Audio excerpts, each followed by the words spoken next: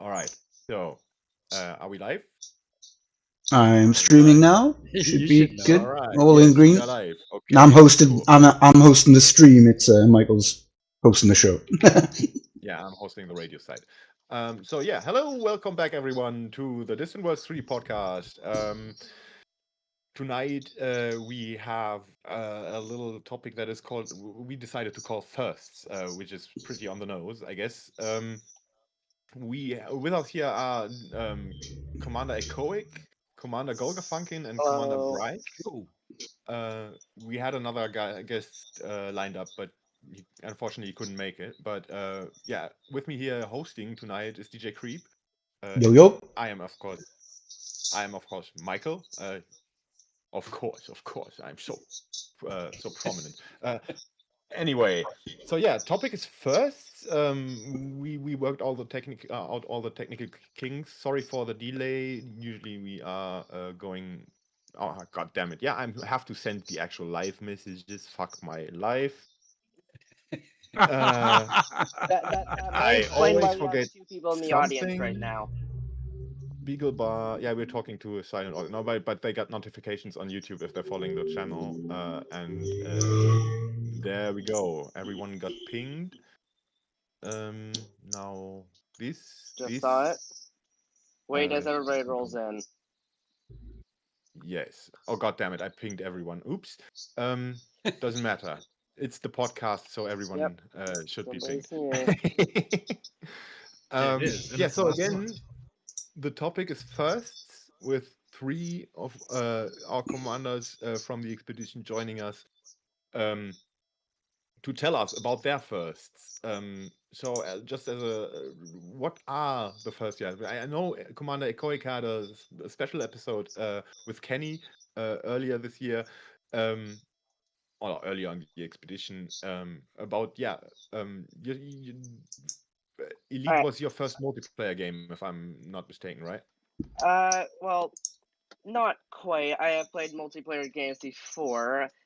Uh, it's just like, well, the main thing I see for like my story, I guess, is that I found out about the expedition a week before it was going to commence, and despite that, I somehow within that week was able to buy the game and well learn what I needed to actually all go on the expedition. All right, so you picked up Elite the first time just for Distant Worlds. Yep, Okay, basically. so then the playing multiplayer for the first time in general was probably you, Golgafunkin. Yeah, Um, sure. Yeah, my and experience before this was all console, and I played in solo for 9 years off and on. And I don't think I think if it hadn't been for Distant Worlds and kind of the FleetCom server, I don't think I'd have ever played in multiplayer, to be honest. okay, and Commander Brike is Brike pronounced correctly? First Breach is thing, fine. Brach. Okay, you also are playing Elite the first time, right? I Or I don't know why I bought the game. I really don't, but I'm glad I did. And I only bought it in November of last year, and within about I think about a couple of weeks of playing it, not having a clue what to do. Because let's not kid around. This thing doesn't actually hold your hand. no, I learned about this Yeah, it does expedition, not. and then kind of spent the does next couple now. of months trying to figure out what to do so I can come along. Well, Did yeah, you but guys? but yeah, the learning curve is steep. Sorry, I was Like, going to ask. Did you yeah, guys manage to I do think any engineering or anything before you came, or Oh, All the engineering, every really? engineering, absolutely everything. My Mandalay is an absolute god. beast? yeah. Actually, that's what I'm flying in right now, as a matter of fact. It's a little weird because I'm sitting in my brand new, very first time Lynx Highliner at this moment, which is absolutely, of course, not engineered, and it's weird. Yeah. Yeah, I mean, it's been a while since I first played the game, so my actual first experience was pretty much different. because since Odyssey and a bit later, the whole game got an actual tutorial. Like not Yeah. just flight or startup checks, but an actual introduction for the on-foot part and for the flight part, which is, yeah, it does kind of hold your hand now, but it's still very much a steep climb. Look, I would if still that's what say what that considers this holding your game hand. is. I would still say that this game is exactly a hold your hand kind of game. Like what it does is it shows you through the on foot combat. It shows you how to fly a ship, and then it says, "Here's a sidewinder. Now go." I mean, Can Sidewinder anyone is good. remember their very first time through the little rings as the little flight test? Because I do, and it was not flattering. No. Yeah. They Like I didn't will release say, that till I'd yeah, been playing the game for about 9 years. like I Yeah, got through most of the flight tutorial easily. I got through most of the flight tutorial easily, and then I spent like a good 20 minutes on the combat. Oh, the combat's good though, right? I mean, I know there's not a lot of it out on Distant Worlds, but the combat is one of the cherries on top of the cake, I think. With Oh yes, I really have been known to enjoy myself a pirate hunt or two, which essentially is Okay. exactly what I brought my Crate 2 for, and it has shot down, I think, one NPC beluga the entire time that we've been out. Okay, was that at Colonia? It was, and unfortunately for everybody that was the top 1% of liners, there is no more. Yeah. Until now, apparently, there's I a like how every single passenger ship is the top 1%. I cannot believe to imagine what the bottom 99% is. I bet it's just strapping you to an old V2 missile and wishing and giving your prayers. Well, there's a commodity called slaves. Oh, Yes, yes. I'm don't sitting in get my me slave That's started. how you get transport as around we if you're speak. using Really? if you're using the bottom 99. Mm. But yeah, I was kind of shocked when the game added the tutorial thingy. I only learned about it when I started using an alt account for some stuff. Oh But it yeah, because isn't. you'd have to start again, I guess. Yeah, I mean, new account, different Yeah. account. Yeah. So I went through the tutorial. I don't remember much, but I was happy when I was past it because I just wanted to get into the game. I would have preferred just being handed the Sidewinder and here you go. That would have been preferable to me, but I obviously already know the game a bit. Yeah. How long have you been playing, Michael? I've started just a few months before Distant Worlds 2, so it's 7 years now. Okay, fantastic. That's a hot minute. I missed Distant Worlds 2, unfortunately. One of my first has been engaged with the community, strangely. So before Distant Worlds 3, being a bit of a solo player casually on the Xbox in the living room, I hadn't really engaged with the community at all. Everyone said the community's great, but I didn't really know anyone. And one of the greatest pleasures for me has been meeting people in game and, on streams and in the lobby of Discord. It's been an absolutely fantastic kind of experience to meet other players. To be honest, it's been my favourite bit of Distant Worlds 3, I think. yeah, that's where the That's magic is, man. actually a It's like pretty good point. the game's great. We all talk about how, like, whatever interests you, whether that's the exploration piece or the combat or the piracy or the smuggling or data currying, whatever you want to do, exobio and all that, mining, all that's there.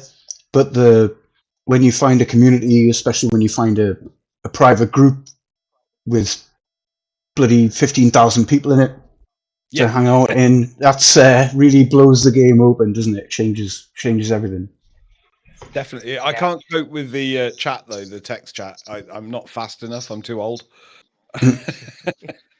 Yeah, you see, You have I'm to with pick a you few on this. channels. I'm generally a solo player in most of the things that I play, and getting into a private group like this and going on an expedition with a bunch of people like this is a rarity. It's not something that I've ever done before, and something that I was quite apprehensive about to start with, and can completely say that I was very, very pleased with the experience. There's a sorry to bring your attention to this, but in the chat, there's someone said, Yeah, I just "Have you got it? Got it, Michael?" yeah. There's a bunch of very quiet voices and occasionally one very loud. So check your output meters. Pick your mixer if you have to kind of turn yourself down a bit, maybe. To myself. have a If it's compressor me that's running on loud, my let me microphone as know. well. I can't see anything weird on the tester. Let me see if I can I mean, drop your level a bit. Give me a sec. Speak again, Commander Barrage. Flying through the mountains, and actually another first, have managed to hit my Lynx Highliner against a mountain, and therefore have its first dent. Does that sound better? Okay. Yeah, you can see who's talking on the screen if you're watching on YouTube. So if you have someone being pretty quiet or loud, just give us the name so we can actually address it directly, so we don't have to like guess. Yeah, but let's keep going. Where were we? Distant I Worlds. just figured out how to collapse Alan the was chat. saying, now you just need to specialize. My liner specializes in crashing into tourist beacons. It's the top 1% in that. I believe we have crashed a ship into every beacon in the game, including the Distant Worlds 3 one. It doesn't count unless we lose shields and take damage. The more the better. Our passengers love it and even pay extra. Just need to specialize. Yeah. Well, I'm with you on that one. Captain- because I just Cap- lost 86% of my hull into a Cap- mountain. Captain of the Say hi. Titanic, ladies and gentlemen. I went back to the bubble for the stations on fire community goals, and I just came back. I had about 5 million credits worth of exploration data. I went down to one of the time trials, one of the ship time trials, and I've blown up with the data, so that's gone. Ooh. 5 million. You can get that by just looking through your I- contributions. I know. That's I've the had a other few- thing, actually. That's the first for me. I never got more than 52 million credits in the game ever until Distant Worlds 3, and now I'm at 5 billion something. There you go. There's another first. Yeah, So I I was- think I was- biology really changed the game there. Now, I didn't play before that, but the kind of money that you can make and the speed, if you can't make money, you haven't installed the game yet. It definitely has changed significantly. Yeah. Speaking Like, of first, Still was an speaking experience, I will though. say that for my first week of Elite Dangerous, Exobiology came in clutch when to get the credits I needed to buy my Mandalay. So speaking of first, has anyone had many discoveries? You know, when you get your actual, you discovered X planet and whatnot. Have you had a lot of those cashing in? Tons. yeah, Oh yeah, I think especially a- through waypoints between 7 and 8, it was almost completely dead space. There was nobody that's ever been in the place. You go about 1,500 light years below or above the plane, and then nobody's ever been there. Yeah, I think I got most of mine on like waypoint 11 or 12 or something. I had suddenly started getting tons of first discoveries there. So it's nice to know that your name's going to be on a star and on a little system somewhere, out in the black. It's really cool knowing that if somebody ever goes out in the black, they might just have the chance of seeing your name, and that's pretty cool. And they'll probably be cursing you out for discovering it before them. I've really enjoyed using SRV Survey, and when you do come across somewhere that's been discovered already and it gives you the name, I quite like that and the date, and you see somebody else's discovery. Do you mean the FSS, the thingy scanner roll? No. Using SRV Survey as a plugin type thing. Oh yeah. Sorry. When you're jumping, it tells you the person that found or discovered the system, which is really nice. There's some bizarre commander names. There is. Sure are. Actually, speaking of exploration and all that, one of my biggest pet peeves of Elite Dangerous is whenever I'm doing exploration and I jump into a system thinking, oh boy, I can't wait to see what planets are here. And then I just hear, system scan complete. Astronomical objects 1. Ugh. Oh, but it is so bacteria. good for being first discovered, and you don't have to FSS the system when all it has is a sun. Alright. I Yeah, really, but I usually really, those suns are already discovered, so. Ugh. I But I really guess like the it system when also doesn't when it- know how many there are. I really like it when there's just one system if you're traveling, but that's not when you find one systems. You'll find 60 planet systems when you're trying to get somewhere fast. Of course you will. Yeah, Yeah, that's yeah, how it that's so goes. true. So it's Here's the first. the Right in front of my last. face. On the little context panel, it's got the bodies that you can see, but it says on the right hand side of it excess mass instead of a distance. What is that all about? Is it because of the black hole? I Oh, think sorry. might On be. your left, is that on your navigation panel? Yeah. It means you can't get there with your current loadout, I think. I'm not used to that kind of crap. Let me go get the Mandalay. Cheat I mode don't like being activated. told what to do. It's my galaxy, and I shall rule it with an iron thumb. Right, this magic school bus is so big and heavy that 900 light seconds up from the planet, you're still mass locked. It's an exaggeration, What do you please. Just What do you mean No, I you was just can't trying get to there think to the like magic school bus? Just pull some, I don't know, cartoon logic or something. I'm gonna try and apply some trade logic back to the Mandalay, or at least the crate. So yeah, any other actual firsts you did on the expedition? I mean, you obviously had some a lot of them, like because you started the game out for the expedition mostly. Yeah. But Let's is there any see. firsts you had outside of the game? Yeah.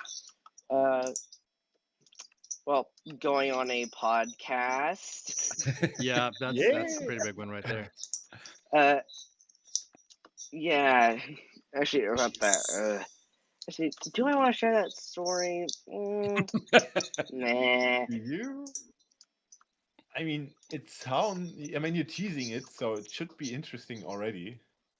I'm all Alright, ears. so my family's fairly nosy. They want to see what everybody's doing, what's going on, and for whatever reason, I never told them that I was going to be going on a podcast. So, like, this is actually like the special like bonus episode that I started in.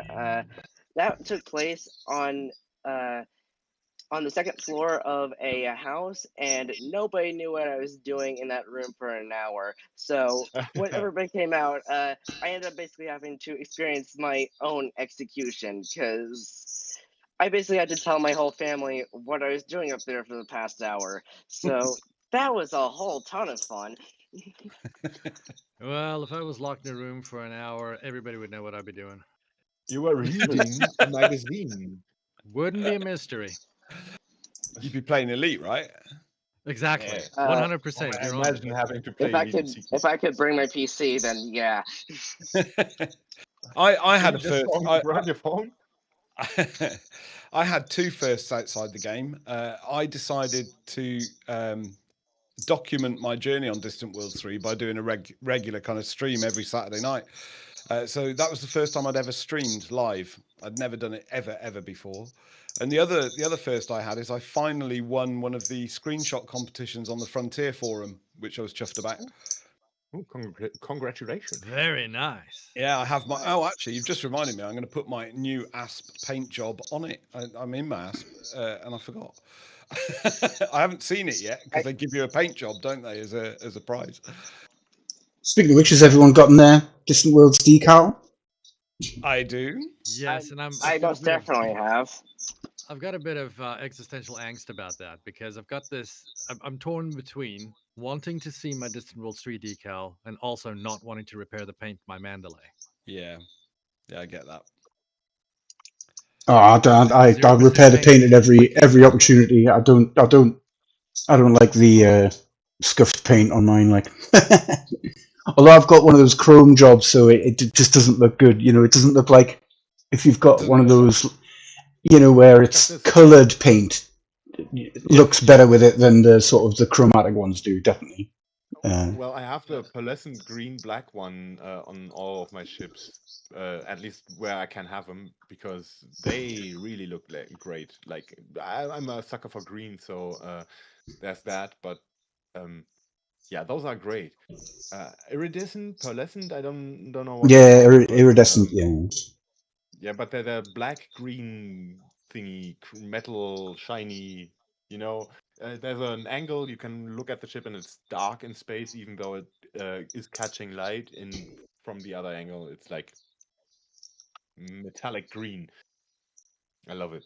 That And sounds Yeah. pretty sexy. I'm those are the still fonts sitting that I with like like more. that blue Christmas paint job.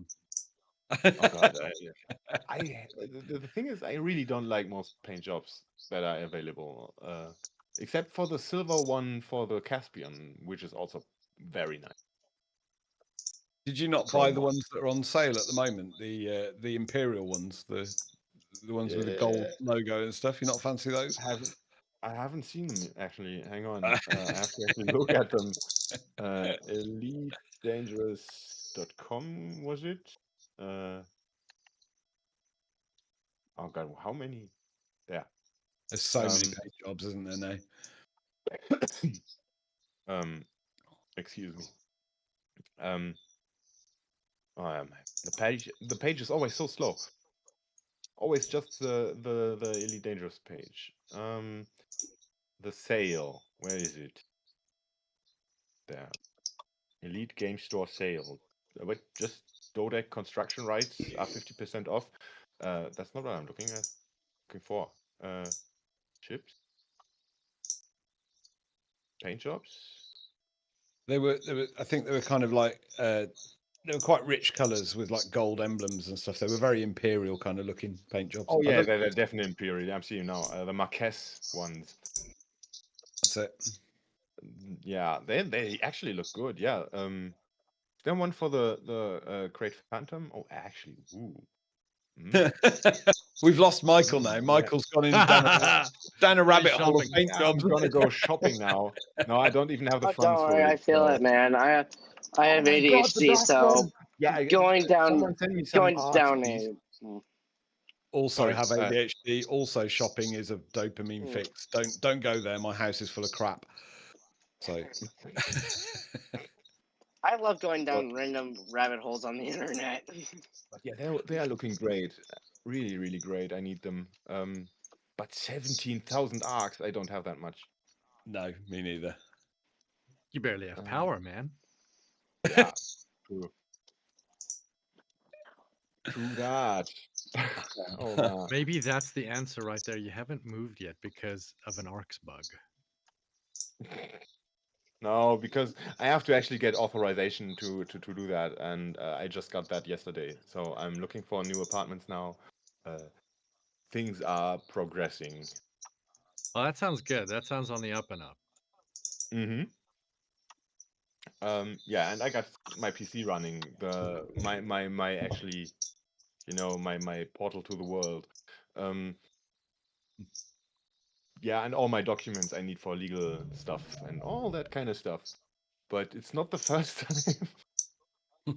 I once had no electricity for 2 days, which was 6 years ago. But yeah, I told that story, and I hope Penny recorded it. But Yeah, that's a I've been different. loving this conversation and all, but remember the name of this episode? Yeah, first, Well, when he exactly. We moves, have it's to going to be get the back. first time that he's Yeah. ever had, reliable power. Fair point. Well, it's the first time we got 2 decals for Distant Worlds 3. Yeah, what's the For story with Distant the Wait, Worlds who 4. got 2 decals? I didn't get There's 2 another one decals. coming. Oh, Is that for the June update? Yep. Keep talking. Okay. It's gonna be Oh. the real one. Because yeah, we there have was some stuff with the decal. this one Yeah. was designed by Frontier themselves. Oh wow. Okay. I'm wondering if that's good or bad. I mean, this one has transparency, which I kind of like, but it's not consistent with the other 2 logos. Yeah, I haven't really seen the other one in game, obviously. So I'm kind of torn, but I might end up using both I am because you have more definitely than using one both. decode slot. Yeah, There's not same. even a question about that. No. It'll be the first time if I ever don't like completely slather myself with all the new stuff that I've got. Can I ask everyone here, before Distant Worlds, did you know what a voxel was? Because that was I the first- still don't know what a voxel is. I know Or what it Distant is. Worlds, I didn't know it. I barely knew how to play Elite Dangerous, so I don't think I know what a voxel is. Okay, Like, so let me try. Because I just learned the term with Distant Worlds 3, or leading up to it, but I never really tried and look up an actual definition for it. So is it just the big? I mean, you've all Yeah, come it's a across like these no, thin it's star literally a areas that are in a cube. Yeah, that's it. I That's think, it. yeah. I really struggle with it. So I'm dyscalculic. So I have problems with numbers, massive problems with numbers, which makes Elite quite a difficult game to play actually. And then I joined the science mission thinking that sounds like a thing I can do. I was so wrong. Voxels are very, very confusing in terms of trying to actually survey a voxel. It was just a really confusing nightmare. So I think I let the science mission down personally. Look, if you got issues with numbers, let's put it this way. I play Elite the way that I would do this in real life. I'm the kind of guy that will jump in a spaceship because everyone else has sorted out the science. If I'm stranded out there, I can't fix my ship. I'd be like a 17-year-old cheerleader in her dad's car. No idea. So I point this thing in pretty places and see where it goes. I mostly do that and crash. That's the same Well, kind of thing. voxels are never going to feature into this. I'll tell you that right now.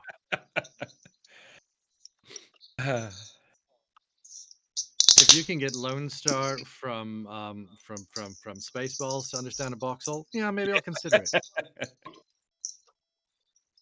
I had so many firsts, to be honest. It was my first ever mass jump. I'd never experienced that. How about that for you guys? Oh, mass Yeah. jump. Right. So with firsts, mass I jump. haven't First, really. I had to actually arrange the group together because our guy didn't show up. I don't know what happened to him.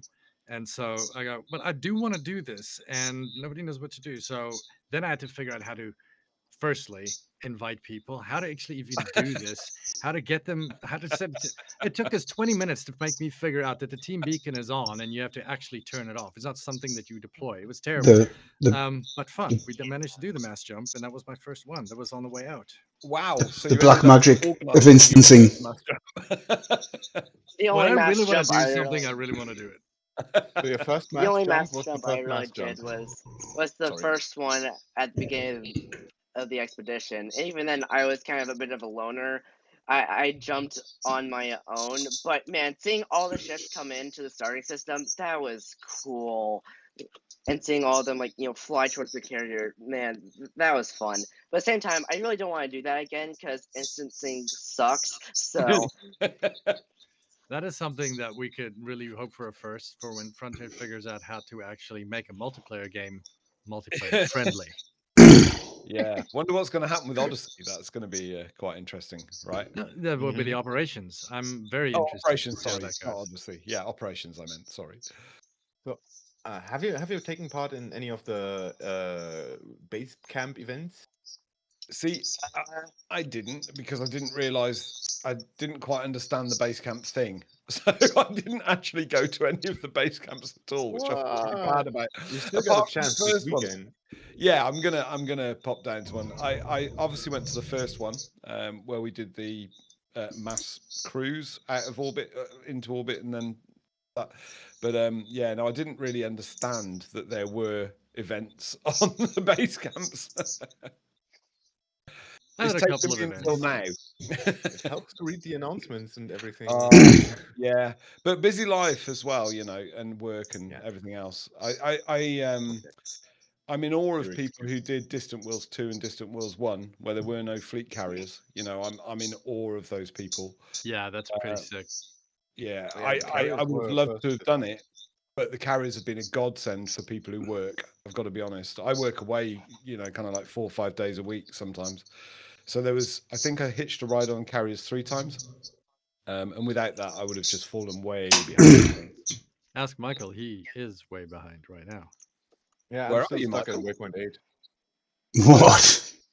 What? Why? Because that's one of the other issues I have. The first time in my life, there's a game that won't run. Oh no. Yeah, and it's the thing is, I've actually tried everything, and there was another. There was someone I actually helped through issues with Elite running on Linux earlier through the expedition, uh, and after that was kind of worked out, the game stopped working for me. Like Oh, good grief. out of the blue. I did Like, not totally? change anything. I didn't update my system or whatever. I did not do anything. I didn't even restart my computer. It just I've played it. I've turned it off. I've watched some videos, this and that, regular stuff, and then I wanted to start the game again and couldn't. It just didn't load, Wow. and all the log Yay. outputs are not helpful. I've And tried still, everything. to I've this tried day, it's everything, not running. except Real. reinstalling Windows, which I refuse to do. Yeah, that's a bit Because of a I major finally thing. made the switch to Linux earlier this, like at the turn of the year, and yeah, first time I'm sticking to Linux. Yeah, I think a lot of people have gone to Linux.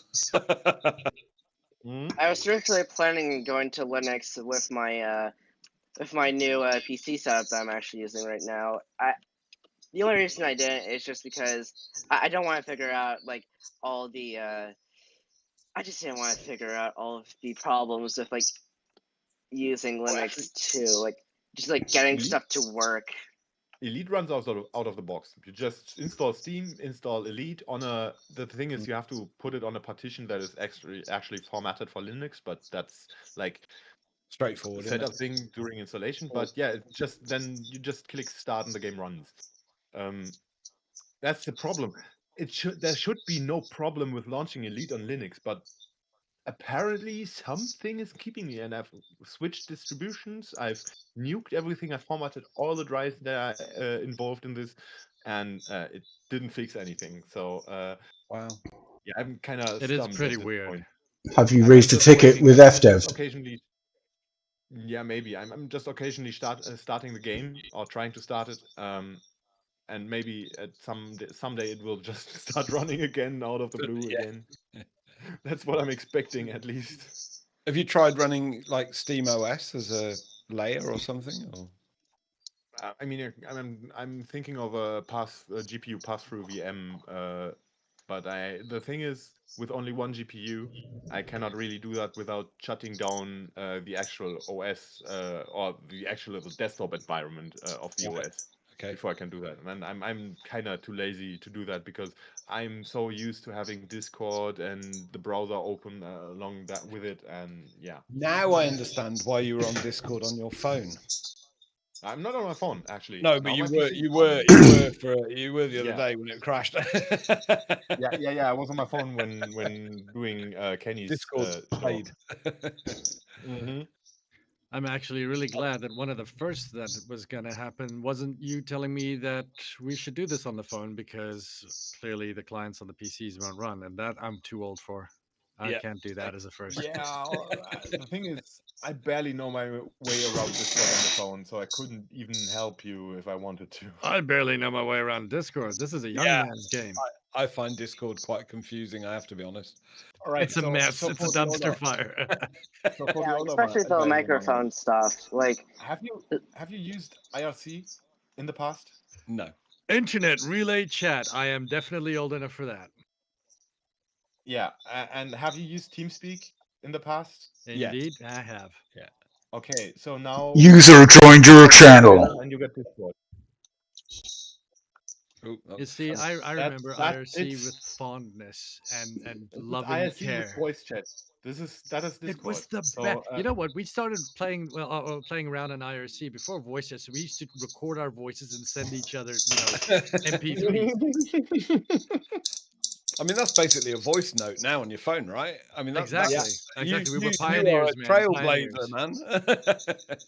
I mean, back then, voice messages, like the amount of data you were sending through that little. I mean, I don't know if you already had broadband back then, but You All know? Dial up. right, Dial up. let's talk about Dial up. firsts, man. I used to work at an internet service provider back in the day where there was no such thing as broadband. We had lease lines, and satellite was just starting to emerge, but everybody had dial-up. So because I sat on the Yeah. source, I could do all kinds of crap.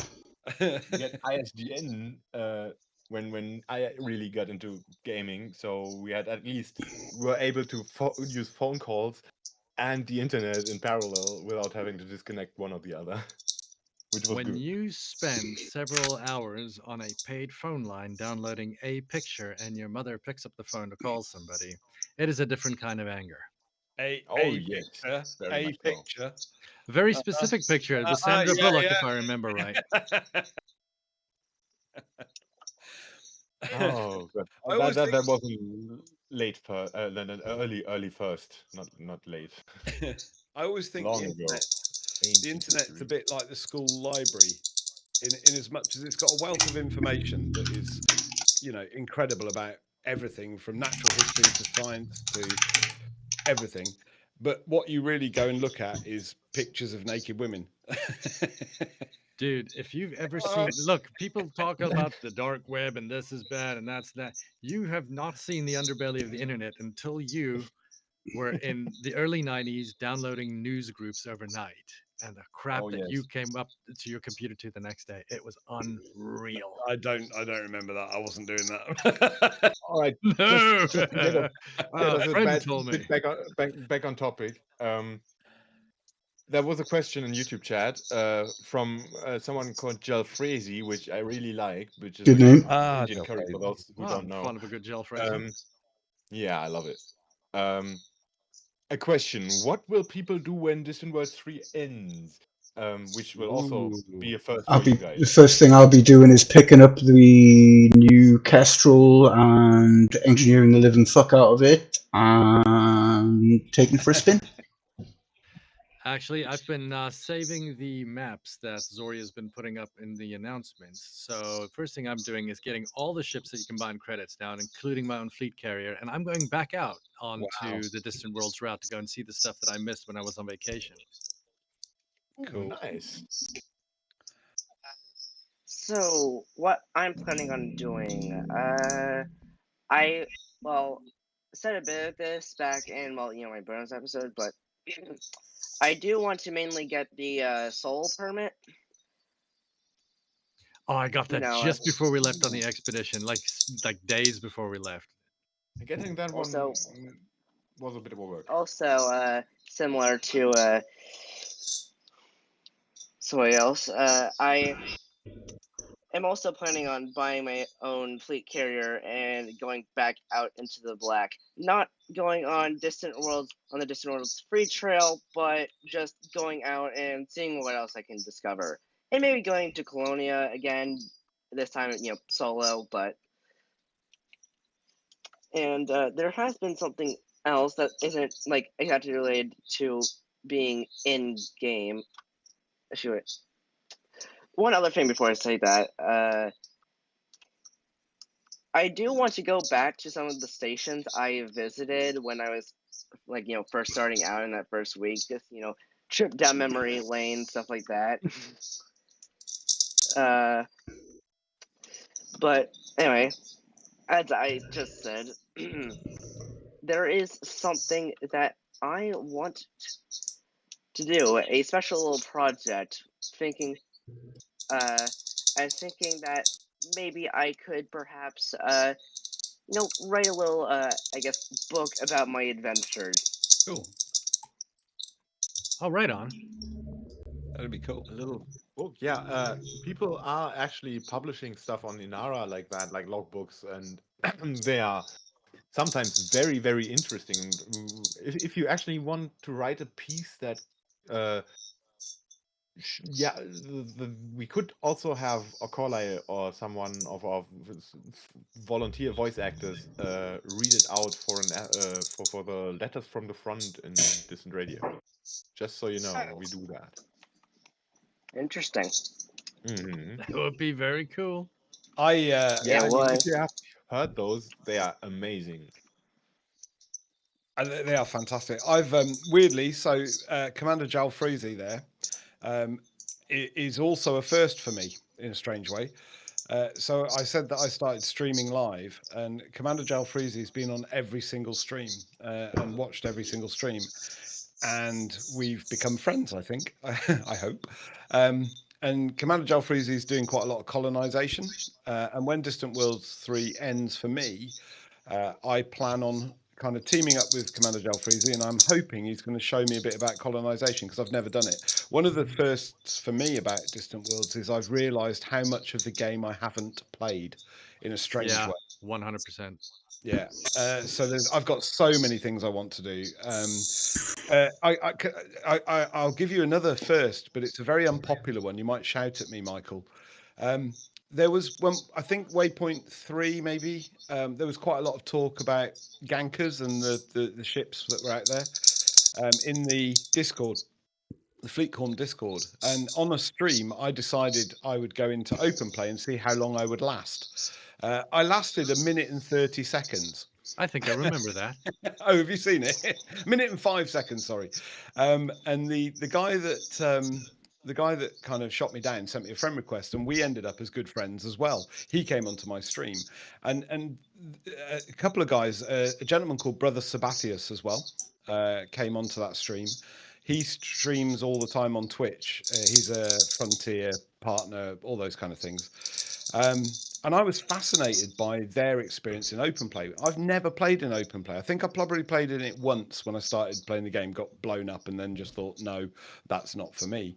But I kind of learned quite a lot about that kind of role play element, which is very different to Distant Worlds, but it's definitely something I'd like to try out. So yeah, so much to do in Elite. It really, Distant Worlds has really inspired me to try loads of new things that I never would have tried before. I'm not a natural explorer either. Without Distant Worlds, I wouldn't have gone this far out into the black, to be honest. So yeah, I'm very grateful to Distant Worlds, but also I take the opportunity to thank everyone for all their work, from the moderators, the admins, through to the organisers, the guys that have been flying these fleet carriers. Without them, I would have dropped off the back of Distant Worlds like Michael. Everything, the magazine, everything's been incredible. Absolutely incredible. Can second Yeah, that. bang. Pillar just as my home away from home. I'm still gonna complete it at some point. If you can Yeah, get back I've into actually I've actually asked if I can play it someone else's.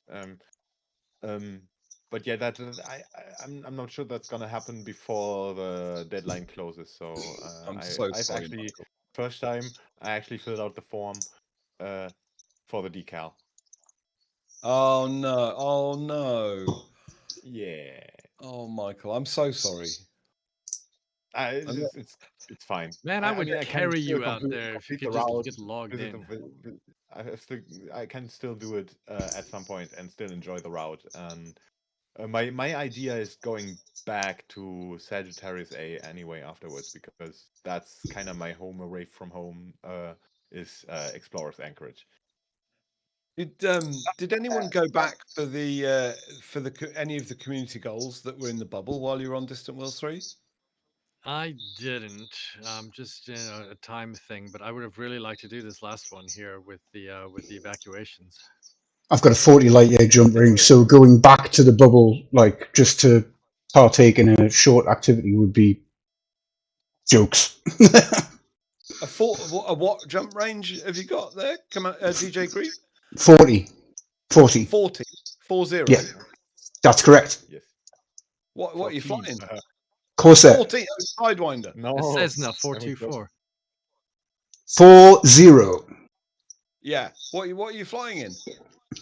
Corsair. Oh. Yeah, it's a single prop machine, but they get you there. But I've got a fully weaponized Corsair, so it's like it's mostly geared for bounty hunting, to be honest. So is that useful on an expedition like Distant Worlds 3? No, I'm just a stubborn bastard. That sounds about like the outfit of my Crate 2, which also I think it's got about a 42 light year range, but it's armed to the teeth and it's definitely a bounty hunter's best friend. I can't fly without like I won't fly any ship without weapons. No ship ever. Doesn't matter whether I'm in a private group. Doesn't matter what I'm doing. I take the build. I like to fly all the time. I don't specialize for exploration. I don't specialize for jump range. Like, I mean, obviously, I engineer everything. You know, I've maxed out engineering grade 5, and every single module on my ship is grade 5. You know, with a perk, but I don't alter my build just to go on an expedition. I'll just take the ship that I enjoy flying. You know, I just buy a new ship and do that one. I've got bloody prismatics. I've got prismatics on my Corsair that I'm jumping around with. So you see, I haven't been around long enough to do all the power play to get to the prismatics yet. they've made it much better. I tell you what, the power play stuff now is so much more fun. Oh my god! Like the improvements they've made to it is excellent. Like it's just like I don't know if any of you play the likes of Warframe or anything, but it's nice to like log in and have these kind of little weekly missions to do, and just kind of take you outside your comfort zone a little bit in terms of what you might normally be doing. I think it's a really good change, and you earn some good money. Earn some good money as well. Like you do. Although one of those missions just drove me round the bend. There's a mission to scan megaships in acquisition systems. But there's and finding out which system. Yeah, it's knowing which. Like, I will say, oh my god, they need to improve how you ascertain what category of system these are in. Yes, I really struggled with that in the very beginning as well. When they made the changes, I was like, wait, so how do I know if this system is in, you know, the flux state where, you know, like, what do you call it, reinforcing or... So you can filter it on the map, right? And it's fine. So you can filter acquisition and you can look, but you can't find the megaships. So that particular mission, there's no... So we find a system that's acquisition. You've got to use Inara. You've got to use Inara.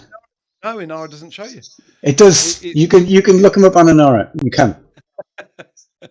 It was a nightmare. I think I've used them. I've used Inara to do it. Light seconds or something to actually see them pop up. Yeah.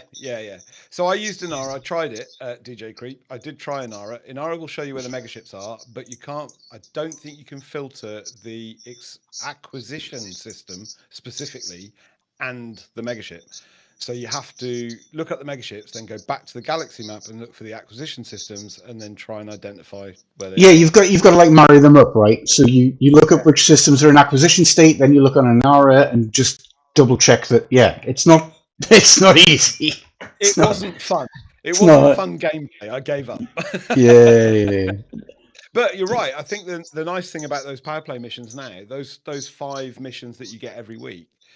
They do pay a lot of merits. That's the first thing. So it does accelerate your rank in power play. But the other thing is, it, like you said, it encourages you to try different things in the game. Definitely, yeah. And that's a really quite a nice feature, isn't it? I think. And the other thing that's made a massive difference to me is the materials, the change in the materials availability. Mount rewards, yeah. Oh yeah, the farming thing. Oh my god, the high grade emissions things just drop on 1 or 2 and you've just stocked absolutely everything. It's amazing. Yeah. Nip to a material trader, trade it all in, and you're laughing, aren't you? And that's how it came out. When I came out, that if they do this with encoded materials, we'll be laughing. Encoded. Jameson Memorial, all the way through. Jameson. Yeah, but it's so much back and forth. It can. I mean, and they used to go. What I used to do was go to famine systems and scan all of the, what do you call it? The wakes. You'd scan the wakes of all the big couriers. But that was great until apparently all the famine systems vanished from the fucking galaxy. Apparently. And but first for me if I ever find a distribution center ever. And I'll say this. Oh my god. Engineer your wake scanner on your ship, If you max that out, you can scan a wake in like less than 2 seconds. It's god tier. Same with kill warrant, by the way. If you run the kill warrant scanner, that fully maxed out is god tier. It makes such a difference. I mean, the only I have module I've got managed- maxed out is the FSD on the engineering side. You what? The only thing I've got maxed out on the engineering side is the FSD. I've got 21 ships, and every single module on every single ship is grade 5. Wow. Yeah, I'm only grade 5 on FSD. Everything else is below. Or at 0, No, pretty much, because most... I'm with DJ Creep there. We engineer to the max, to the hilt every single time. That's the first thing you buy a ship, and then the next day or two is just going around engineering. Absolutely. Yep. It's I love buildcraft. That's all I'm about. I love doing builds. That's what I love about this game. Like I could spend all day in the lab doing engineering and testing, and same with Warframe. I'll spend all day in a simulacrum. Like I spent 9 months in simulacrum with my mag build, like just testing and changing and testing and tweaking. I've got 31 former on my mag. Normally people put like 3. I've just like rolled it to change things up. But yeah, that's the stuff I love. Like, is creating the ship exactly how you want it. Love that stuff. Hence why I don't do an explorer build. Yeah. That's why I was asking the question, really, DJ Creek, because the Caspian. I started the expedition in the Mandalay. I love the Mandalay. I've done most of my expedition has been in the Mandalay, but then only a couple of weeks ago, I went back to the bubble because I wanted to do the Burning Stations mission. Because I'd never seen a burning station. Alec Turner was on your broadcast, I think, or maybe Lave Radio, and he was talking about them, and I was really excited to go and try them. So, and obviously the new ship came out for free. So I took the Caspian back. It took an hour and a half to get from the last waypoint. So from waypoint 13, took an hour and a half to get back to the bubble. It shocked me. Yeah, Caspian's absurd. It's absolutely absurd. Yeah, absolutely brilliant. But and I know that'll be very unpopular for some people who think we should do it the old way. But for things like nipping back to the bubble, I did also nip back to the bubble for the Easter. I don't want to call it Easter eggs because they're seeds, aren't they? They're Radicoida seeds. But I went back to do that, and I took the Mandalay, and that took me a whole day. Yeah. But I will say this. I'll say like, play how you want to play. Like I've got no problem with people imposing their own little limitations and stuff. People do it in loads of games like Dark Souls, people like don't use summons, don't use this, don't use that, like blah blah. Yeah. Like impose your own limitations if you want to challenge yourself. But don't try and impose those limitations on other people, and don't try and make people feel bad for like using what's optimal. Like fucking play the game, enjoy yourself, end of story. Like simple as that. I don't think anyone has. I just, I could imagine somebody saying it. Oh yeah, no, I've heard people saying it. I've heard people say opinions. Yeah, a lot of opinions running around, and opinions are like assholes. Everybody has one, and they're mostly full of shit. I was going to say opinions like arseholes. Occasionally, they're fucked. But wow, back on track. I have another first. I just didn't get to inject myself into the conversation really well.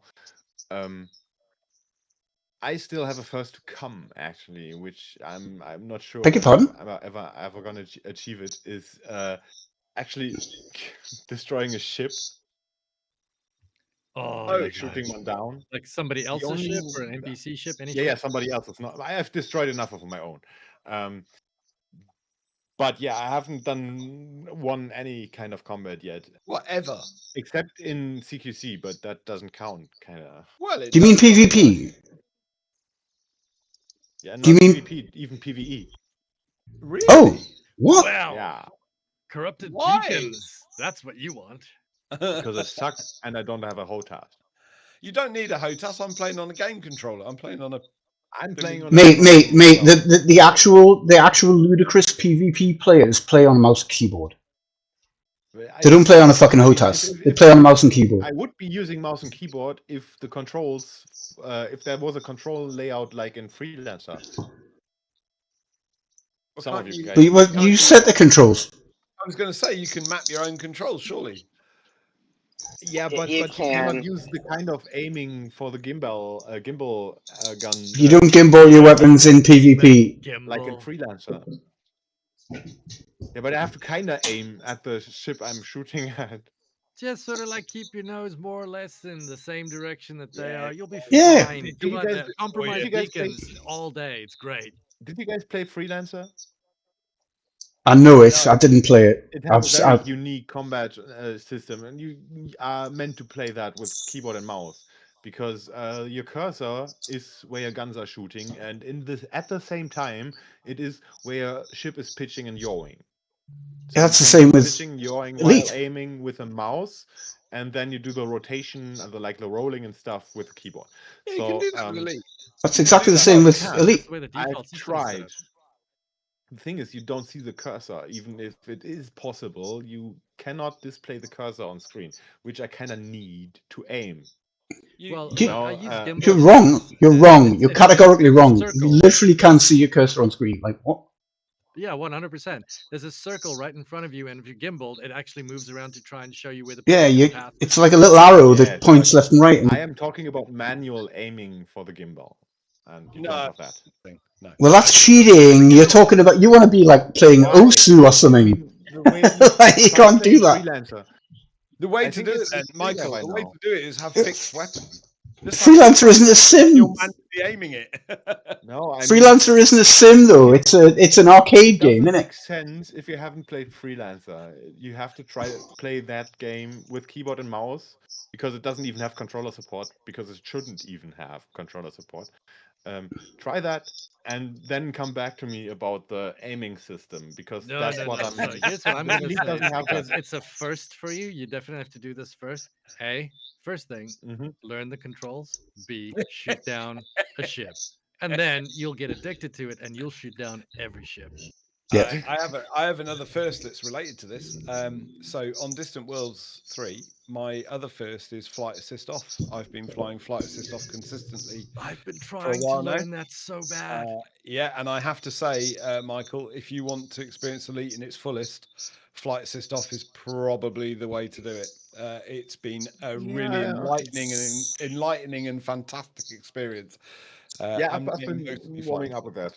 I've been warming up to that. It's amazing. Actually, It's kinda- amazing. For Exo it's Bio, fun, yeah. it's incredible because you just drift across the top of the planet. It's unreal. It's so good. Oh, I haven't even thought of that. Damn, what Nice. was my toggle Good- button for good- flight assist good again? I input. forgot. Oh well, the toggle button for Flight Assist on a controller is the same as the boost, which makes it really interesting. But I really want a HOTAS, and I would really want to be able to play the game again. Look, HOTAS did change the game for me entirely. I was on mouse and keyboard all the way through until about 2-3 weeks out from the expedition, and the HOTAS absolutely changed the game. When you use a HOTAS, this game just shines. You feel like you're piloting the ship, and it's a layer that can't be described to anyone. You can't explain it until someone's sat down and done it, and it just. And especially when if you look down at your commander in first person, and you see that their actions are mirroring your actions on the HOTAS, that's crazy. That's a nice touch. That's absolutely wild. And that elevates it somewhere, a whole other level. It's crazy. From my flight assist button. I fly around one of the fleet carriers with Flight Assist Off. It's brilliant. I play in VR quite a lot, so I chose not to go for HOTAS purely because I didn't want to swap control systems between on foot to mouse and keyboard, and then HOTAS for SRV and things. So I've actually stayed with the controller, but the VR is a similar experience in terms of feeling like you're there. The game is incredible in VR, apart from on foot. unfortunately, which they just didn't finish. Yeah, you see, I need to do that because I've got a MetaQuest 2 downstairs, and Cool. I've never actually done it yet. Oh, it's incredible, incredible. The first time you boost into a star,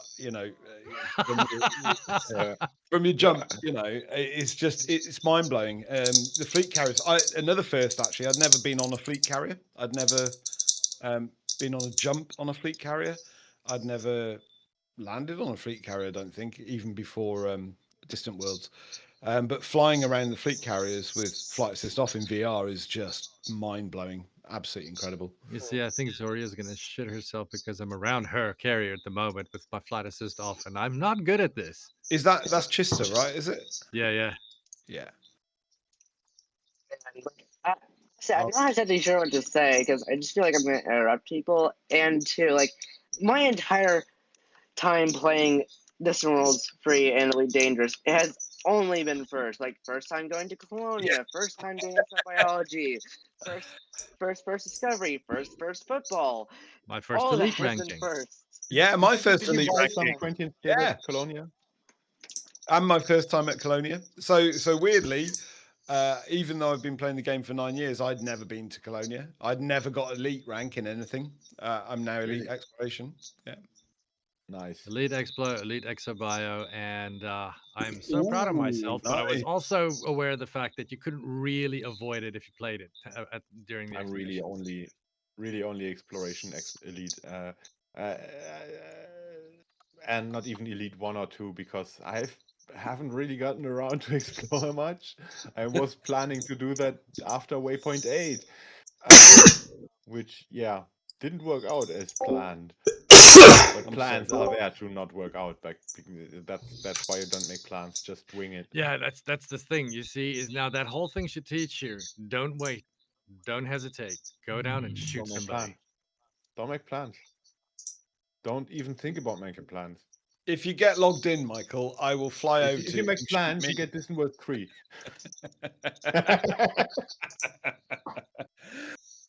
As a lot of people worked very, very hard on planning Distant Worlds 3. I Very. just got to enjoy Oh it. yeah, I was there. Yeah. I think I've got elite explorer. That's obviously a mean joke, but got- yeah, everyone knows. Everyone who played Distant Worlds 3 is obviously aware that was a joke. I've got a elite explorer, elite trade, combat expert, and I'm a Imperial Navy. I'm a king. I'm king, bro. Oh. And I refuse to. So I'm still a cadet. I'm still a cadet in the Feds because I refuse to work for the fucking Feds. Wow. I want to be like slave trading. No. I want to be an absolute outlaw in all federal space. That's what I want the game to do. I want to be like, I'm working for the Empire. I want to be outlawed in all federal space. Fuck the Feds, and I want to be able to go into federal space and cause mayhem without having to like pay off fines and all this nonsense. That's. I'm all with you there. The only problem I had with that is I needed the Sol permit. What for? Well, to go to Sol.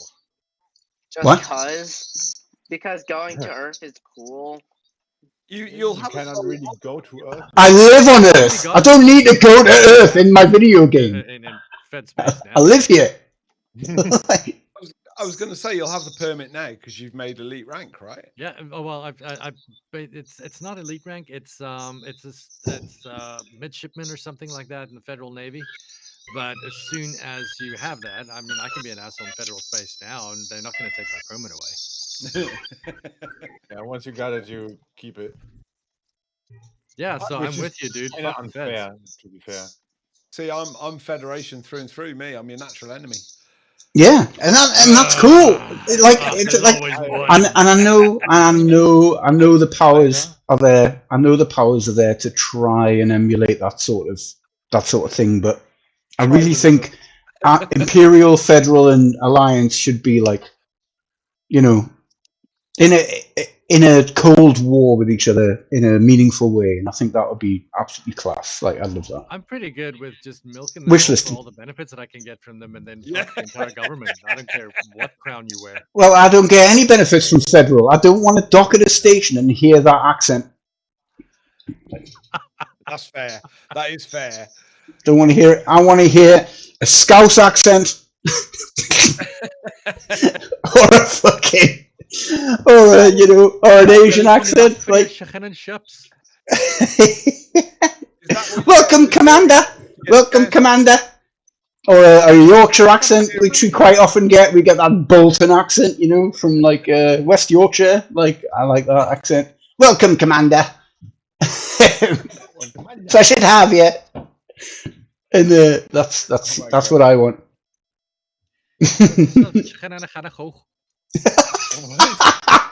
That was You're just got- alienating half your listeners now. You know that, right? That's all right. They don't know who to alienate. well, Scouse Kovacs. Ben saying First time I was on a podcast. Ben It's also my last. Ben in the chat saying he wants a Scouse Kovacs. That'll be a thing. They need to do it like the McDonald's menu and put numbers on things. Frame shift drive charging. You have to talk the what's his name again? David 21 wanted to or something in French. He's behind the HTS voice packs. You should just ask him for that particular Scouse dialect. accent. Yeah. Yeah. That was another first for me, actually, was using ED Copilot. I never used ED Copilot. I've now ended up friends with Razafrag, Commander Razafrag, who wrote it. That was Shout another out to Razafrag. shout out I to Razafrag love every time, all ED day long. Copilot. Yeah. Tell yeah. ED Copilot tell ED Copilot to play this in radio. It actually can do that. Yeah. It's been I keep and ED that's been Copilot fantastic. on in terms of her commentary because she is hilarious. Yeah. Yeah. Yeah. And the thing is, I think most of the lines actually Razafrag is writing himself, and should be that they always just get that there's gonna be always just new ones added more and more. And I think the other thing, which is related to ED Copilot, of course, the other thing I'd never done before was a time trial. And the racing on, I'm terrible at it. I think I'm about 78th or something on the leaderboard, but they've been amazing. The efforts that the Buckyball Racing Club and those guys, Commander Greaves and Loish 99 and Alec Turner and all those guys have put in has been amazing, just stunning. And to have a race at every waypoint has been really fun, I think. And I couldn't take part in any of them yet. No, I'm sorry, Mike. I'm just telling you all this stuff just to rub your face in it, of course. Yeah, of course. I know. I believe I only I did can take it. race at Waypoint Carrier Alpha, the Great Wall of China, I believe. Yeah, that was a good one. I probably will get my opportunity still. Hopefully next week some at the Waypoint 15 base camp. Dude, just every time that somebody says all these fun things that we did for the first time, and Michael's like, "Yeah, I couldn't do it either." I And mean, I it was was there for Michael's- the And it was Michael's idea to do this podcast. yeah. He's a masochist, man. I swear to God, he's a Oh, self-flagellator. yeah, definitely. Also, me and over here in the corner, not knowing what to say because, like I said earlier, everything's a first. Yeah. Yeah, but I I think mean, anything that sticks out among those, if you're already mentioning them. There's a few. Waypoint Carrier Alpha as a whole, that was quite the interesting experience. If you remember, Monde de la Mort. yeah. I had one good landing on there, and then I tried it again. The second landing wasn't quite as great. Yeah. I went in for the first Yeah, it just time, landed too saw quick, it, fuck off. and then realized there was some geological stuff on there. I want to go back, and then I went down, got the geological stuff, and came back before.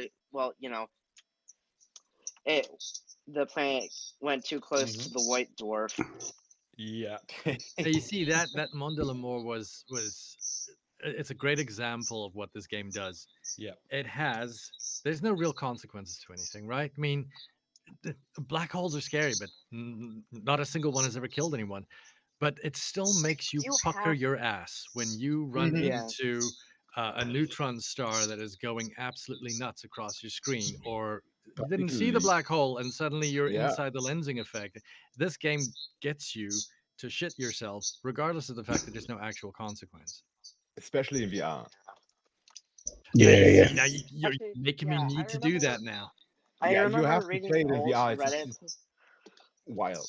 So just a gamer, have you looked into the other like player groups like the Fuel Rats or the Hull Seals or anything like that? Have you had a look at maybe joining any of those? Because I will say that the roles that they give you are, I'm talking about like outside of FleetCom, right? About the Fuel Rats, right? You know? And Echoic is actually the name. I've just renamed you, so. Oh, what? Sorry. Now they finally know who I am. Yippee! Okay. Who is this person I'm talking It to? was directed at you. Who's this chameleon? Echoic? Yeah. So Echoic, yeah. Yep. have you looked into like the Fuel Rats or the Hull Seals or anything like that? Like acting as a kind of emergency I've definitely service heard in of the galaxy. And Definitely heard a lot about them. Hull Seals and Fuel Rats. Both of them kind of doing the same job. Somebody gets lost in the dark and, finds himself in a predicament, then don't worry, a player is coming in to rescue them. yeah. Have you looked into like joining them though, or anything like that? What you say again? Have you looked into joining them? Like joining one of the groups and performing that role? Haven't really considered it. I definitely do respect their work, though. Because Yeah, it's it is one of a those lovely things. organization I never want to call. It's crazy that you could, because you join it, you set up your like chat app. They usually use, I think they use Hex Chat mainly, and then you can like log on and put yourself on call, literally put yourself on call, and then when you're out doing whatever you're doing, if you get the alert, you like look how far you are from the target, shout up how many jumps you are away, and then you go out and do the rescue. It's like, but it's so much fun, like being, you're like a galactic emergency services. It's so fun, and the Yeah. communities they are have a amazing. leaderboard. And they have a leaderboard. Although it's not a competition, it is a competition. Oh, it is a they are competitive as fuck. like the hardest part of earning your tails is being able to like respond fast enough to to get them, because there's so many of them that are just like right there and present and ready to respond. It's nuts. Yeah. You would think that they'd be struggling to like find people to be available, but no, that's Apparently not, that's no. not the case at all. But it's so much fun to do. It's so much fun. Like earning my tails with the Fuel Rats is my proudest experience in Elite. Like 100%. They are And you get a decal for it as well. Yeah, the Fuel Rats and the Hulsers are legendary in the game, aren't they? Well, I can't think And- of another game that has that No. kind of arrangement, that kind of player cohesion. Yeah, and it means that every single ship that I build, I've got fuel limits. Like Yeah. every single ship. But like just without, doesn't matter what I'm doing, where I'm doing it, I've always got limits, fuel limits on me, so that I can answer the call if I go on call.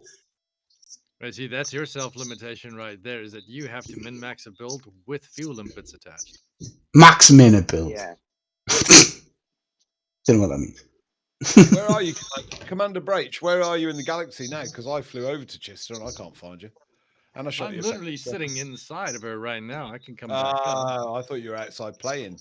I was. I just came in like 2 minutes ago. Was getting on the crate, so I'll be right back out again in a second. Actually, with exploration, not exactly like a first thing, but what are some cool things that you guys have found on this expedition? Icy worlds. I found an awful lot of icy worlds. Mm. I think Yeah. that we are being I'm an trolled by expert. the amount of icy worlds that there's out there. It's kind I'm of as an, if space is cold. I'm an expert. Also, like there are so many planets where you just like go into FSS and you look at them and they are just like 500 billion atmospheres. Yeah, yeah. I Uh, another first for me was finding Earth-like worlds. I'd never found an Earth-like world before Distant Worlds 3. I really was quite a. Oh, I've got you, Commander Breach. I really was quite a sheltered player. And I think also, although I say I played for 9 years, I didn't because sometimes the game annoyed me and I had like a year off. But but yeah, finding those planets was good, and finding some of the flora and fauna in the exobiome has been fun as well, actually. yeah, finding finding Earth-like and water worlds is definitely a nice surprise. Actually, I do recall on another like podcast, like seeing like the different views, like I feel like main attractions in terms of like systems are, I believe, moons that are closely orbiting each planets that are closely orbiting each other, planets that are orbiting close to their stars, and you know, a moon orbiting around a high inclination moon orbiting around a planet with rings. Because ooh, pretty. I think this is they are some beautiful things. This is the first system I've ever been in where I've seen rings around a sun. Yeah, I did not think that that would actually be possible. Like that is really interesting. I think Stellar Forge actually only implemented stuff that could theoretically happen, but I don't think the actual star catalog like that we have IRL uh, has any Right. sun like that, except maybe Tabby's star. If you recall that event of where everyone was hyped up about, oh my god, we discovered aliens because the sun was darkening without a planet passing it. Um, yeah, Actually, that kind of reminds me of JO1417b, otherwise known as Super Saturn. Until we all realized that, oh wait, it was just a brown dwarf uh, with a pro-planetary disk. Yay! so, but isn't that what a super Saturn would be? A Super Saturn would just be a gas giant. Okay, but a brown dwarf is kind of a gas giant. Yeah, it's I mean, weird. it's the borderline sun star Yeah. planet thingy. It's the on the precipice. Yeah. Actually, one of the cool things that I found is actually a brown dwarf with rings. And not just that, there are actually, I think, a few planets orbiting around it with high enough of an inclination that you could actually see the rings, which was pretty cool. And one of them had Yeah. life. Hang on. Did I, no, I just lost track. Yeah, but no new chats. All right. I like that, Commander Breach. I'm very impressed with your pirate build there of your crate. Spikies. Your spiky, you've really gone overboard on the spikies there. That's a lot of Are you meeting up spikies. in game? It makes me think of that old movie Ice Pirates when they were on the It's on the cool. pirate moon with that weird that land car that they were driving with all the spikes and the skull in the front that hopped up and down because it was clearly made of rubber. It's very Mad Max. Oh yeah, that speaks to my Mhm. heart, and that's why the nerd stuff really does get me down because like it goes right over my head. This is the kind of shit that sings to me. Oh yeah, definitely. I mean, I kind of got the crate Phantom because it uh, was and I don't know, it was the most similar we had to the Millennium Falcon. Yeah, yeah. I've Especially heard that before. with one of the body kits, and that's why I initially got it. But then it turned out to be kind of my preferred exploration ship, and I'm still flying it now on the expedition, even though the Caspian is kind of a sweetheart to me too. I have a bit of an issue with the Caspian actually. It's, as a ship to use to get somewhere quick in the galaxy, it's amazing. There's nothing like it. But I prefer Elite to be Elite. I was playing it in 1984. I don't really want Elite to be Star Trek. Yeah, yeah. I mean, it's way too It obvious. is, That's it is the a ship for thing. all the Trekkies, and I don't It begrudge should- that. It's fine. It should for be me, the only one like that, though. Yeah. Yeah, I think it's. I mean, think we got kind of the Star Destroyer references in the Anaconda and Corvette. I think the eagle looks a bit like a Klingon fighter. Yeah. I think. The Oh, Eagle it is actually totally looked Klingon like bird of prey right there. Yeah, definitely. yeah, but the eagle is like Digiforce. god tier. The eagle is amazing. Like we can't diss the eagle. Like Oh no, I love the eagle. No, I'm not. I've moaning got a about little it. imp eagle sitting in the just at the moment that's just outfitted for racing. Not Yep, the greatest, I but took- definitely beyond my flying ability. I took the eagle on the Pegasus run, which was where you circumnavigate the outer edge of the galaxy, which is absolutely bonkers. But yeah, oh my god, such a joy to fly In that an ship. Like, eagle. yeah, Okay, so Yeah. what was your first franchise reference you noticed in Elite? Like we just talked about Star Trek and Star Wars, and I think there's probably other franchises that are kind of referenced with how the ships are designed. Which one was your guys' first? Ooh. The one you noticed. I mean, Well, you've just said the crate and the Millennium. well, I feel like the Alliance ships reference the dropship in Aliens. That was the first kind of. If that's what you're asking, like maybe I don't understand the question, but yeah. The Federation dropship is more like the alien dropship. no. The Alliance ones with the like arms and legs, like Oh, they the look like the Eagle ones, actual Eagle dropship and in Aliens. Yeah. That's what Well, I I think mean, and that was the other- first time I thought, like, oh my god, this looks like the, what's her name? What's the name of the I pilot? know what you mean.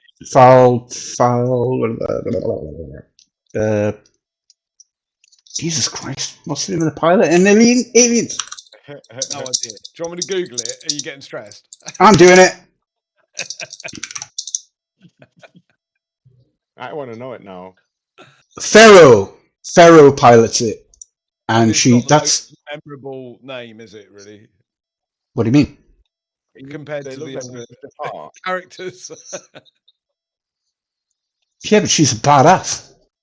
Yeah, no, for sure. Check that out. It's not like I think it's Vasquez, called though, is it? Pharaoh. You always remember Yeah, that. but Oh, it's no, really well, yeah, an but she outright doesn't- wash. She doesn't, she doesn't survive as long, but like, she's a total badass. Okay, entering the pipe, 555. Great film. Amazing She film. wanted a badass pilot. They had to make a movie to actually kill him off, and that's Wash from Firefly. Who's I watching remember. Firefly? I can't remember. The pilot that pilots the Serenity. You know, Oh, right. Firefly was a bit of a bonkers series, to be honest. it's unreal. And anybody hates on I have Firefly, to watch I'm the series. I've only seen. I'm not the- hating it. I liked it, but it was a bit bonkers. Come on, Space Cowboys. How much better can you get? But the kit, the suits aren't like the commander skin or whatever it's called. Isn't called Pharaoh. So if you got the name, maybe Pharaoh. What? Okay. Pharaoh. Thanks. Colette Farrow, she's called. Yeah. Right. Oh, hang on. There's no search results. No products found. I'm trying to find that. What you just said with the Jafar thing. What are our ship kits? God damn it! I'm losing track everywhere. First time. Definitely not the first time this is happening. Never Um, internet while you podcast. Never podcast while internet.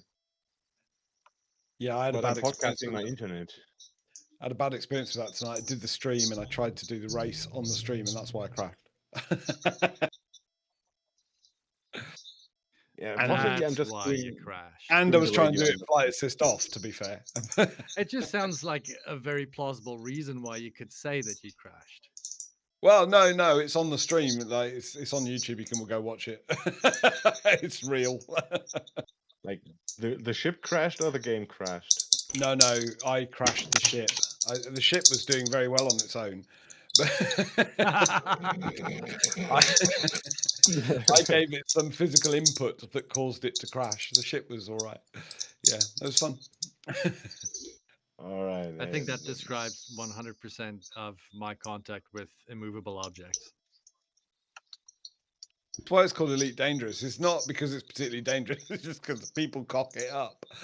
I mean, you get complacent really fast in the game. I'm You not gonna do. lie. Yeah, I'm being very complacent now. I'm boosting around the Pillar of Chista following And Commander before Break. you know it, you just end up in the exclusion zone of the next sun.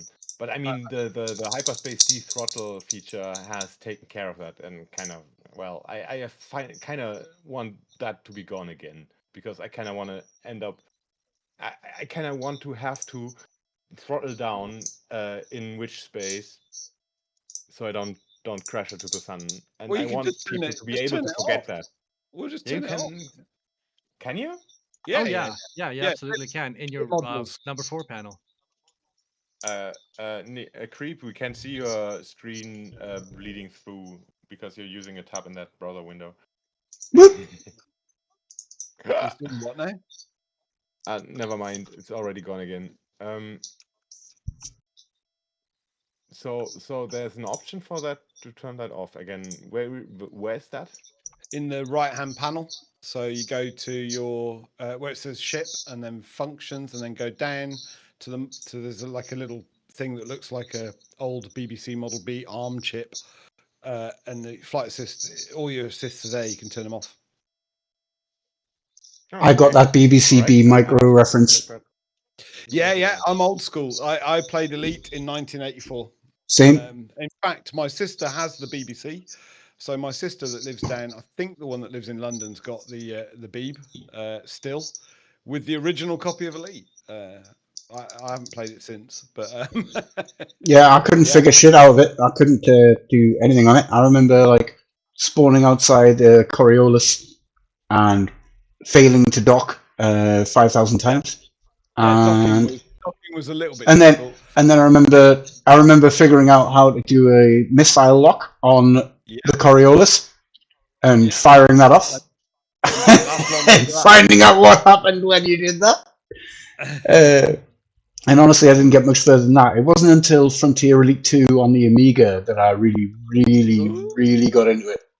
And that was amazing. I love that. So weirdly, I missed all the ones since the BBC. So I didn't play it on the Amiga. I didn't play it on the Archimedes. Oh, the Amiga version is so good, man. Like, honestly, get an emulator. Get an emulator. Amiga EUAE or whatever it's called. I've got an emulator, but I can't launch the game because it asks you to give a reference from one of the pages in the book that came with the game. What, for Elite? You should be able to Google that. I've got a Frontier. Hit me up privately. We'll sort it out. Yeah, brilliant anti-cheat. It's crazy. Anti-piracy. Yeah, and you could do like because you'd fast forward time to do instead of doing Super Cruise, you would like literally fast forward time so technically your commander could become like 500 years old because you just spent up so much time in the game. Nice. But yeah, the way that they did the ships, the way they did the ships was it was like almost like modular. So you had a tonnage in your ship, like a capacity, and then you would just choose what modules you wanted to kit it out with. So it wasn't like where you've got size 6, size 5, and size 4 compartments. It would just say you've got X amount of tons, and each of these modules will take up X amount of tonnage, and you just customize everything however you want it. It's absolutely brilliant. I'd love them to look at something like that for Elite, but I probably would cause some balancing problems, especially with the way they're going now. Yeah, because the Kestrel Mark II doesn't cause any balancing problems. Oh no! Of course not. Neither does the Caspian, right? Neither does the Caspian. Yeah. Neither does the Mandalay. Yeah. Yeah, it's all good. Everyone, stay quiet. Leave it alone. Nothing's S tier. Everything's just good. Nothing to see here. We're all happy. Keep moving along. Can I ask a question that's a bit of a not related to firsts, just out of interest, because it's a question I quite like asking people. What would be your number one thing to have in Elite in the game? Like if you could say to FDev, grant my wish, I wish for this, but you're not allowed to say. You're not allowed to say chip interiors. No, of course not. I would say. Walking around ships. I think I've already said it. I would like the Empire and the Feds to be in a at least a cold war with each other, and where the crimes I commit in Federal space will not affect my life in Empire space. That would be probably my favorite. That'd be quite good, actually. It's like second to that. If I get a kind of honorable mention, would be chain missions where your choices affect certain things, throughout the course of the mission. Something like that, where you take a mission. I know that there are similar things in the game right now where you take a mission, then you do this, then you do that. But choices, so you get given a mission, and then the enemy might offer you a little bribe or something to do that, offer you a defection bribe or something like that. Little things to tempt you in different directions that you wouldn't normally think to go in, or something like that. But yeah, anyway, that's enough on me. I personally, what I would say is either, let's see, be able to land on water worlds and Earth-like worlds, because that would honestly be pretty cool. And maybe give black holes an accretion disk. I'm with the accretion disk, that's for sure. Yeah, that'd be cool. Because honestly, it would be interesting to see a black hole that isn't just, oh wow, the stars are now lines instead of dots. I really do like the idea of landable atmospheric planets, like proper atmospheric flight. But I'm also very aware of how very difficult it would be to not No Man's Sky the thing, if that was what the world system would build. Sorry, I was going to say, how does No Man's Sky do it? Because I don't play that, so I don't know. I don't know. Look, my brother-in-law plays No Man's Sky. He's a big No Man's Sky guy, and it's definitely come a long way ever since its release, which is where I lost interest in it entirely. But it's just goofy as far as I'm concerned. How colors. They do it, it doesn't work for me. How they actually do it, I think it's very much a similar procedure, but a much more involved procedural generation. Yeah, it's arcadey. Yeah, it's arcadey, but it's still extremely admirable what they managed to do with it. Like, oh my god, 100%. I mean, no faulting them for it. It's unreal. It's just not my vibe. You know what I mean? No, same. I do like. It's one of the reasons why Elite appeals so much. Really, is because it feels realistic. As scary as space actually feels.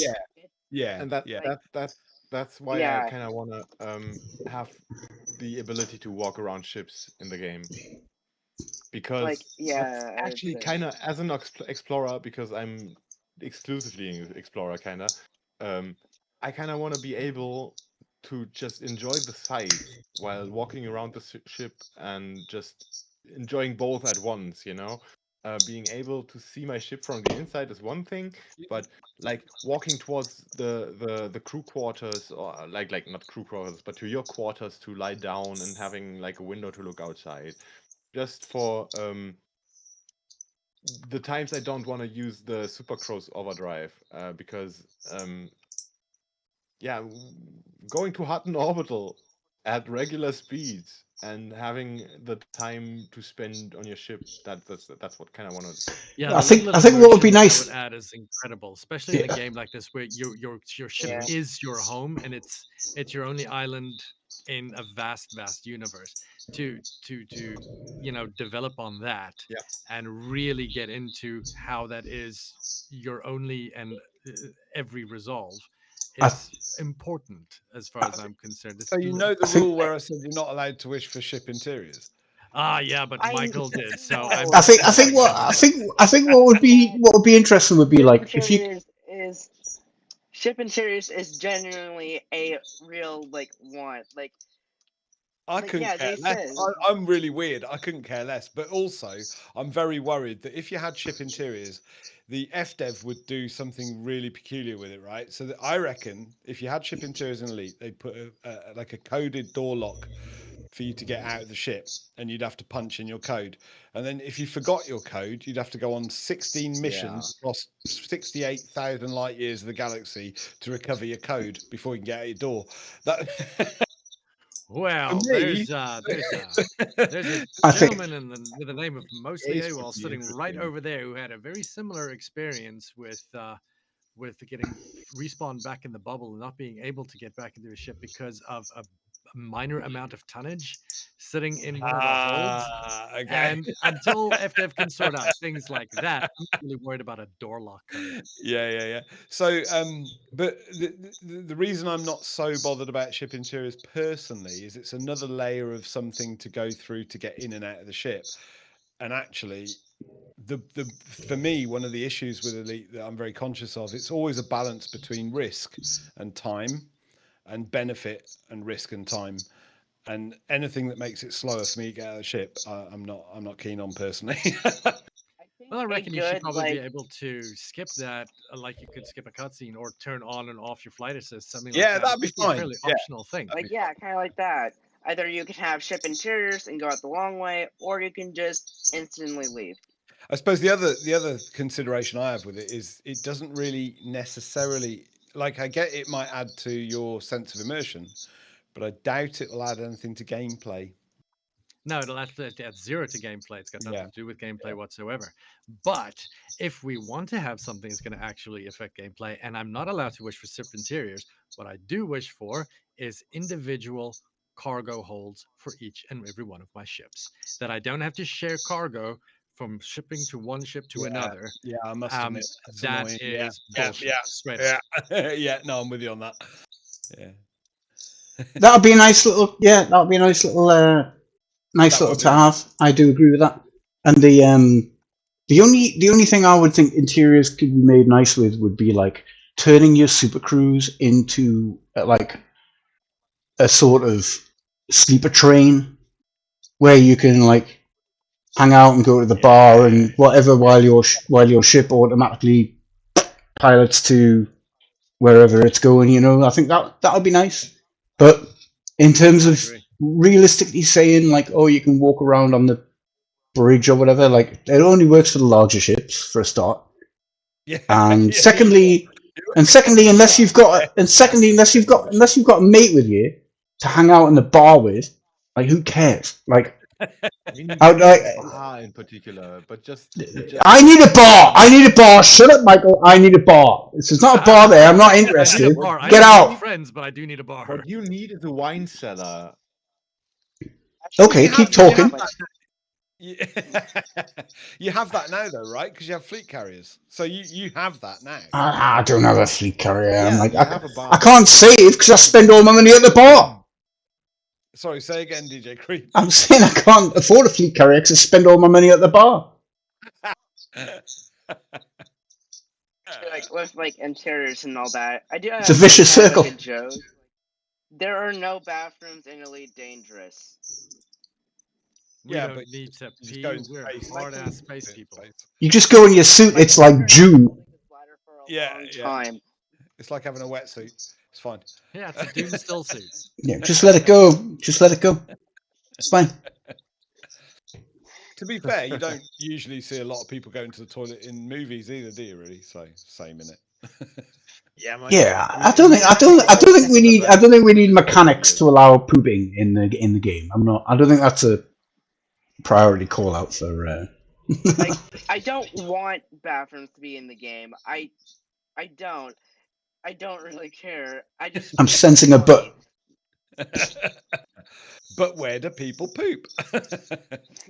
Yeah, that's the thing. I'm only saying that for the joke. Straight out the airlock in it, like it's like those scary trains on the aeroplane, right, where you like press the flush and it's just like like it's outside, yeah, it just goes straight out into fucking outer space, twats that Queen alien right in the eye. I just do like I say that I just do the ISS thing of I fill up a tiny little pod with all of my trash, and then I fly by the nearest Earth-like world, and then I just let it burn up in the atmosphere. I'd say. Sounds all right. Yeah, that would be fine. I mean, there's 400 billion stars. No one's going to notice. yeah. Yeah, no one's going to notice if my DNA is on one of them. Well, it might evolve into a new species. That's the problem. In Oh, another yeah, maybe. million years. Might see some new life, but I guess that's well. And then 3 years later you'll get a fucking fine through the post, like from the Intergalactic Federation saying like your excrement has been found on one of our ships. Oh.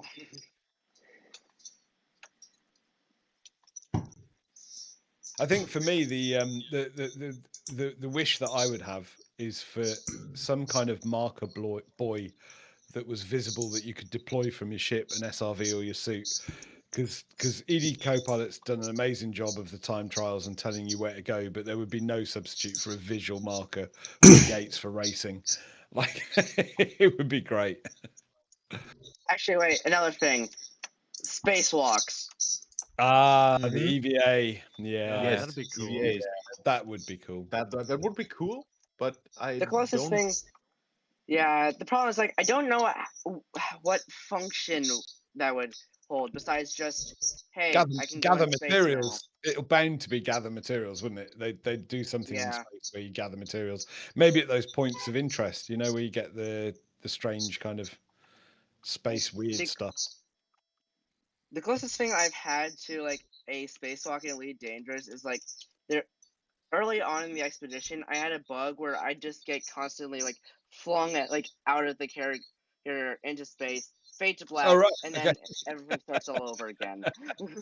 I mean, in theory, is it possible? Like, if you land on a planet and you jump on top of someone's ship, can they get you into space? Because you can do it with an SRV. You can do it with an SRV. They just go past a certain speed, I think. I've been on a few ships before and I've died every single time. Okay. Because you can do it with an SRV, can't you? Yeah, you can pop an SRV. I actually tried like flying away when I put an SRV on top of my Mandalay, and then it was just did something called source engine physics jank by just constantly damaging my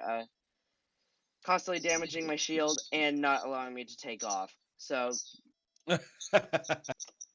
have you tried to do it where you go over a geyser or you boost until you get into space? Have you tried that? Actually no, but I have accidentally on 2 different occasions. I think that one time I looked at a geyser and kind of was like, what if I went into it? Yeah. And yeah, I got shot up like 500 meters, and somehow I didn't completely break my legs. I mean, I broke my legs, but I somehow survived that. Well, that was another first for me, was that putting a SRV in space. That was the first time I'd ever done that. There you go. The other time, I accidentally like drove over a geyser with my SRV. Didn't go into space, but yeah, that sure was fun. Actually, another interesting first was another bug dealing with carriers. I was on the Fimbulthul, however you pronounce that. Fimbulthul. And I logged in, and for whatever reason, there were 0 Gs. Nobody was around, and the little like gravity counter in the corner just said 0.00. I couldn't use any of the elevators, couldn't use any of the terminals, none of that. What did you do? I was trying to boost. Uh, What did you do? All I see is I this targeted hollow just spinning with 0 shields. I was trying to boost through yeah, again.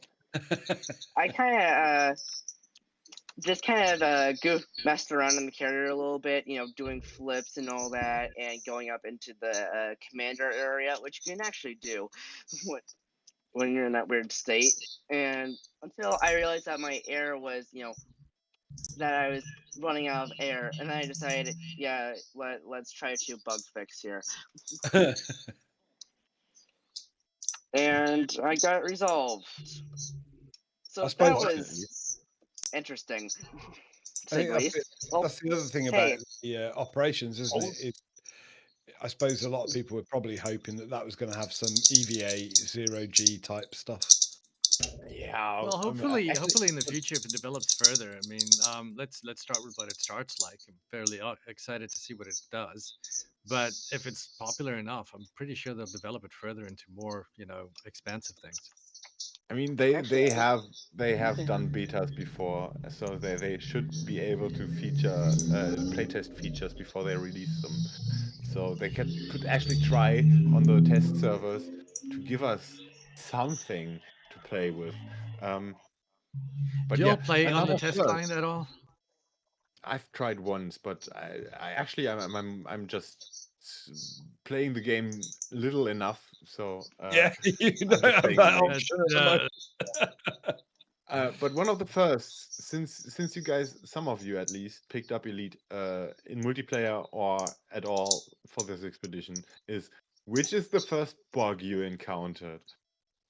Oh, the Saturday where it went down, that where people were saying it got hacked and everything else, and it didn't get hacked, did it? But there was a Saturday, wasn't there, where no one that could was get on the that game. was doing the thing. Yeah. Saturday. There were so many Saturdays. No, but there was one where it was everyone was saying the server got hacked. There was a load of Yeah, it was names. all over Reddit and everything too. But it Yeah, didn't actually yeah. get I hacked. don't. Yeah, no, it wasn't hacked, but that day was the first proper bug I encountered. It's been very stable apart from that, to be honest. Really stable. Apart from when you forget there's going to be a server tick and you're mid-mission and then you get logged out. The game I've didn't never been give online you for a a heads server up, tick. though. It's UK time though, I guess, isn't it? I mean, I the think game I've is already shared solid. my first few bugs. So the only other thing I would say is at Carrier Waypoint Alpha, when I was, trying to do the Great Wall of China race, I had to go to a later schedule because I was having such a hard time with the instancing with the first time the race would be held. And when I actually finally got everything to work, I landed, I tried to get out of my ship, and then everything was just black. Oh no! Ooh. So then I had to leave and rejoin, and I rejoined in a different instance. Oh, bless you. Ugh. I did get a few problems with instancing a couple of times. Yeah. Yeah, there's something for the wish list: functional multiplayer instancing. Yeah. Well, let's not get carried away. What did he say? That would be a I first. said, let's not get carried away. Functional instancing? Jesus Christ. I was going to ask though, did you manage to get? I kind of lost the thread a little bit in the Discord because I'm a bit not very bright. Did you get the record for the instancing? Because I know there was an attempt to get a record, wasn't there? Oh, unfortunately, Nagi isn't here. He was kind of behind all that. Wasn't that on the Distant Worlds 2 launch? Was it? No, there was an I think attempt on this. There was an attempt on this expedition, wasn't there? Yeah, there was. I'm not sure if the record got met because we had a lot of problems with the instancing on that night. Right. But I wasn't Yeah, present I for think Nagi's instance. I think there was about 40 or 35 people in my instance, but Nagi and them tried to build the big one. I'm not sure if they made it. yeah, I think the uptake on player count was actually a little bit lower, and that's not disparaging the fucking expedition in any way, shape, or form, but I don't think the uptake was as big on this one because on Distant Worlds 2, there was all the coverage from Polygon and all that, which drove a massive influx of Well, it new was players to the game. Double the numbers, wasn't it, on Distant Worlds 2? It was 14,000. I think so. Yeah. Yeah. Yeah. So just even on that alone, I don't think the numbers are comparable, but you know. I personally, the way that the instancing was going at that point in time, I don't think that there would have been an instance that could have supported it. It was a dumpster fire for the most part, just trying to get people together. Yeah. Oh, I love how Nagi's this is meant to be a. I love how this is meant to be an MMO, but it sucks at being a MM. It is, yeah. The iron is not lost on me. Well, it's a It sandbox. is just It's a an sandbox. O. Really. an MO, yeah. So Nagi, since we got you now, first welcome. Oh, there he is. Yeah. Hey, Do Nagi. you have Got anything Nagi in the house. about Woo. any numbers about the record attempts? What do you want to know? Yeah. We were just asking whether your record attempt on the mass jump, whether it got close, whether it got the record, or So that's difficult to answer. okay. There's Even no for you.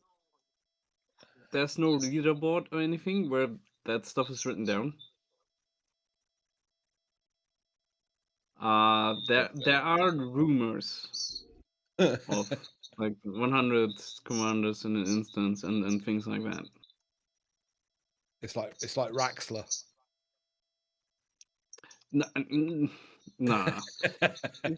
Release the Raxler files! More tangible than Somewhere. Raxler. I I'll remember find reading a Raxler. number somewhere, but I Trust didn't me, go guys. back to check up on it or anything like that, you know. Right. Actually, Koi, you first. 1 second. You also let me get don't back. know if the counting of whoever counted that was accurate or not. It's like kind of the 1 way to really second. do it.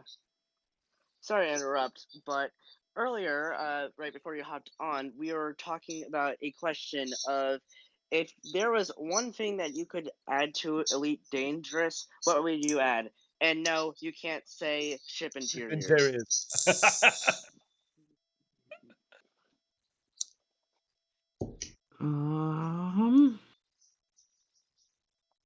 There's multiple things, bro.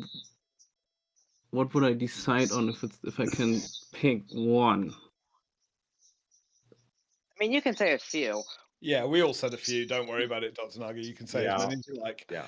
You've earned that right with all your work on this. I think Nagi just wants all the screaming to stop after all the instancing that he's had to do over this expedition. Oh yeah, we Just definitely one said good night's sleep. Have we triggered like post-traumatic stress disorder for Dr. Nagi? Okay, I think an easy one is an actual Guardian ship. Well, that might happen, mightn't it? That might be on the cards. That might happen. That could happen. Yeah. Not just an effort that Those you- Radicoid Unica pods, stroke Easter eggs, stroke alien eggs were definitely Guardian engineered, weren't they? That's the story that's come out. And in general, Guardian stuff being expanded on with or Guardian and Fargoid both, you know, that we can actually go into Fargoid territory, not the spaces they have invaded, but like where they actually settle. And the same thing with Guardians. I wanna encounter Guardians. I wanna encounter the AI. I wanna, You know, Well, the Guardian AI maybe. I guess the AI wiped them all out, didn't it?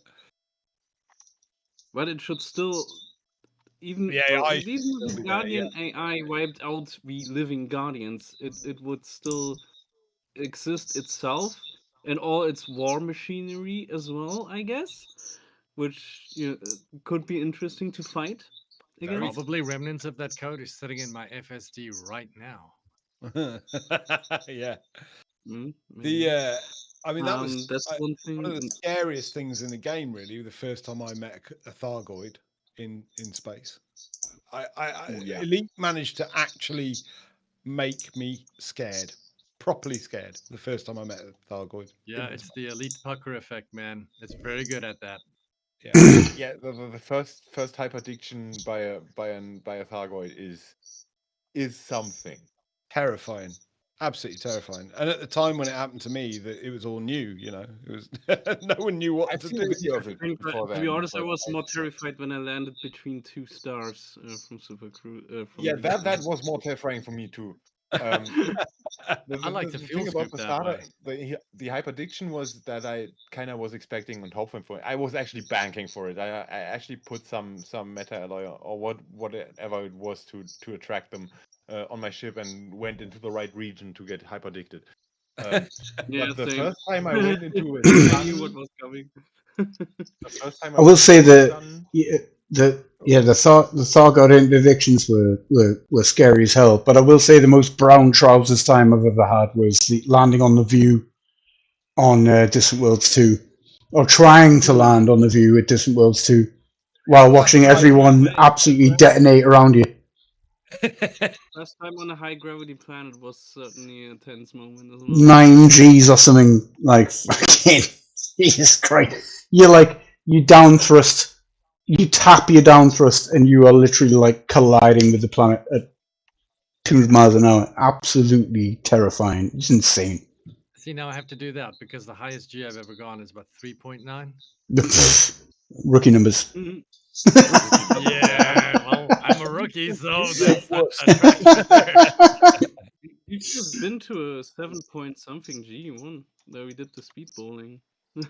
No, I was still on vacation. I was back, Oh. but I've very, very little ever since we got back from vacation. Yeah, I Nagi, wanted you to do didn't- that, but I just didn't get around to it. You didn't catch it. He's gonna do the whole expedition route again after the expedition. Oh, okay. No, just the parts that I missed. Just the parts that I missed. That's No, about, you're gonna I do don't the whole know, thing again. 6 or 7 waypoints. All the what's that called? What are they called? Not waypoints. The POIs. Everything. I'm gonna watch your EDSM logs, and But if to you're come not back gonna to do your that, earlier you're gonna be question, excommunicated. I have an answer to that in a way that they've done something in that direction, but in a different way than what I would have wanted. So I've always wanted base building in Elite with like being able to craft stuff and things like that, and like build up an economy. What we got instead was the colonization feature. But I would have wanted something more similar to what Star Citizen is planning in that regard in Elite. That you can set up your own buildings and they would produce things that you can then sell or things like that. So is kind of what like I would- this might be not a great analogy, but maybe like kind of like Subnautica. I mean, you can kind of I already do love that. that game. Can I place have like not played Subnautica. surface settlements, and maybe they just add some industrial, more I like guess the production-oriented ones. more direct comparison would be a Starfield, where you can do that. You can build outposts. Outposts that feed each other with different resources and so forth. Starfield's actually got a good rudimentary system set up there. When last I played was a few years ago. We've got the groundwork laid out for that on Also- colonization. also- So also that's s- definitely a realistic thing. Also, Starfield started with the on-foot gameplay and then incorporated the spaceship gameplay, whereas Elite's And it been still done sucks. the other way around, right? And it still sucks. Elite is doing it better. even though you can walk around and cannot The walk space around. flight for sure. Yeah, 100%. Yeah.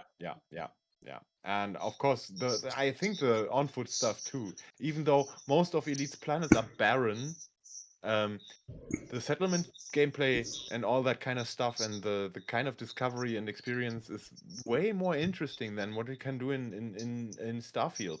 Because I Starfield has I the fucking fully disagree with the that. map marker issue. I fully disagree with that. I think raiding settlements in Starfield is way more fun.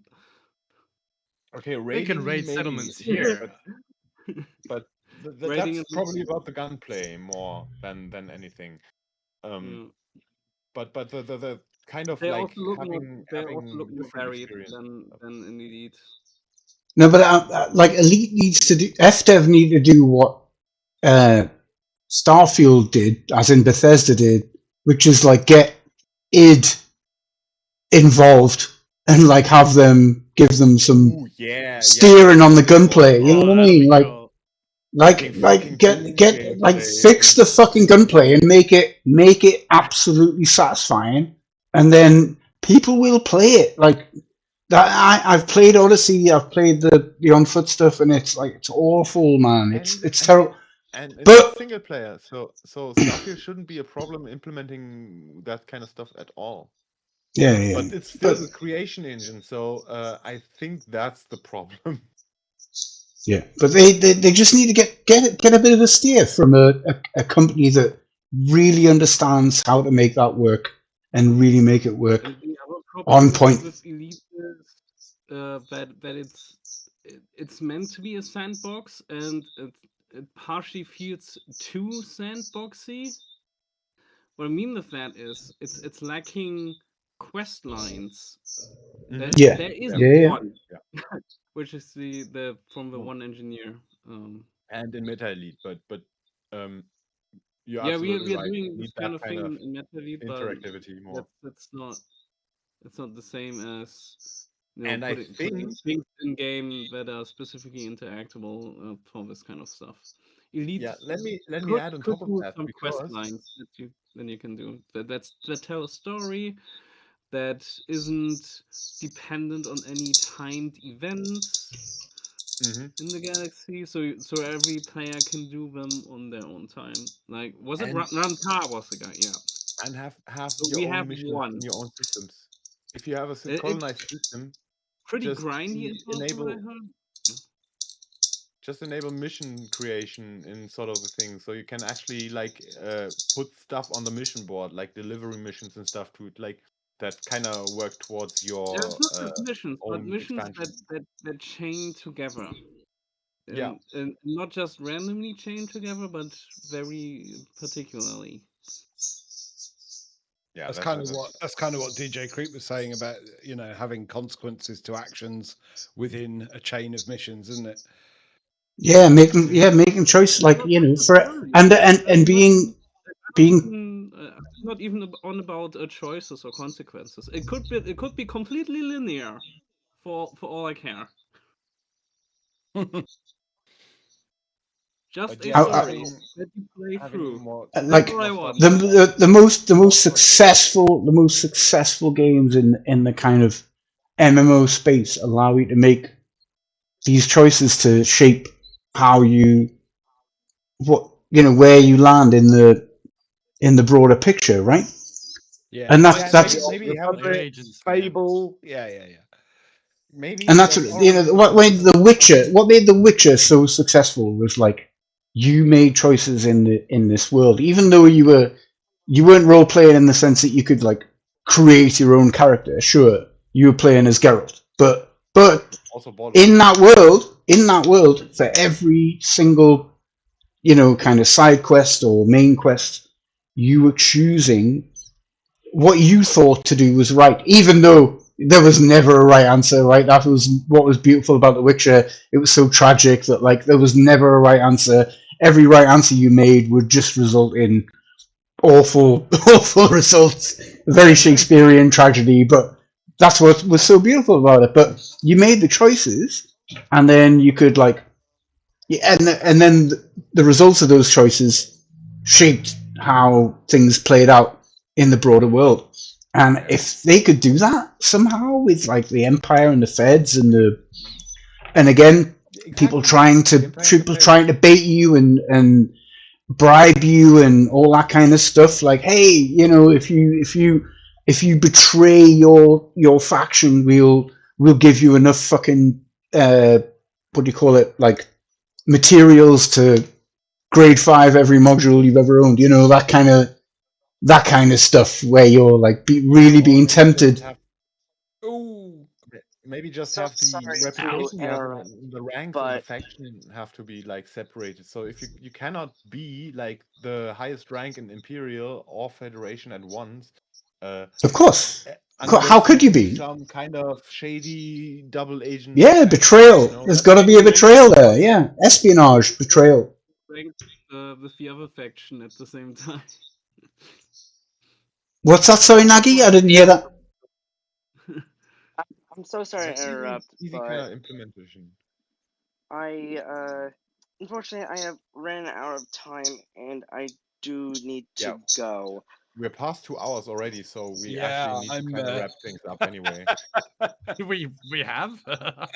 We've had fun, right? Yeah, I mean, this Definitely episode have. has been a self-runner. It's been rolling on its own. But yeah, before you go, just let's wrap things up. And since we've already diverted so far from the topic of first, let's just say good night, everyone. Thank you for joining. Thank you for being here and making this episode possible, even after rescheduling so many times, even. Yeah, thank you for listening. Thank you for being here. And yeah, I keep repeating myself. You guys say something else. Any wisdom to It the has public? been Guardian a was really late today, so otherwise I could have been here.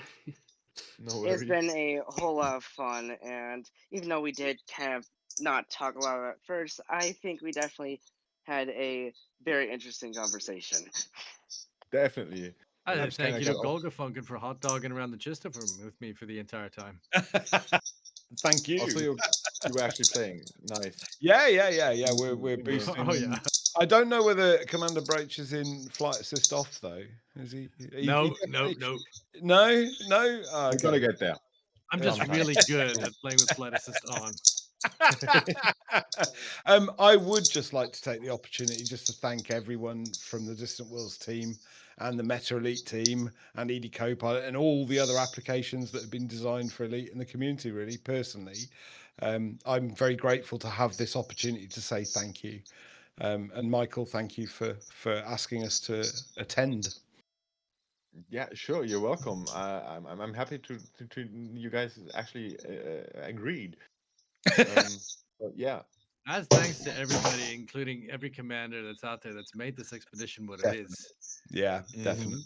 Yeah. So Same. just as a closer, we might have another episode next week, but if not, there's gonna be a final episode in 2 weeks from now.